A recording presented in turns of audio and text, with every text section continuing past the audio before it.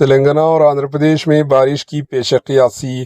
محکمہ موسمیات نے آندھرا پردیش اور تلنگانہ کی عوام کے لیے ایک اہم الرٹ جاری کرتے ہوئے اگلے 2 تا 3 دنوں میں بارش کی پیش قیاسی کی۔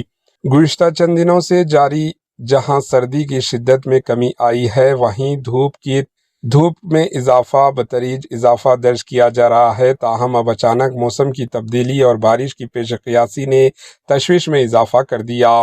محکمہ موسمیات IMD کے مطابق جنوب مغرب خلیج بنگال میں بننے والے ہوا کا کم دباؤ مستحکم ہے، جبکہ 21 فروری 2026 کو جنوب مشرق خلیج بنگال میں ایک اور ہوا کا کم دباؤ بننے کا امکان ہے۔ ان موسمی تبدیلیوں کے اثر سے 21 فروری سے آئندہ 3 دنوں تک رائلسیما کے ڈسٹرکٹس میں بارش ہوگی۔ اس کے علاوہ 22 فروری 2026 سے 2 دنوں تک نیلور اور پرکاشم ڈسٹرکٹ میں بھی بارش کی امید ہے۔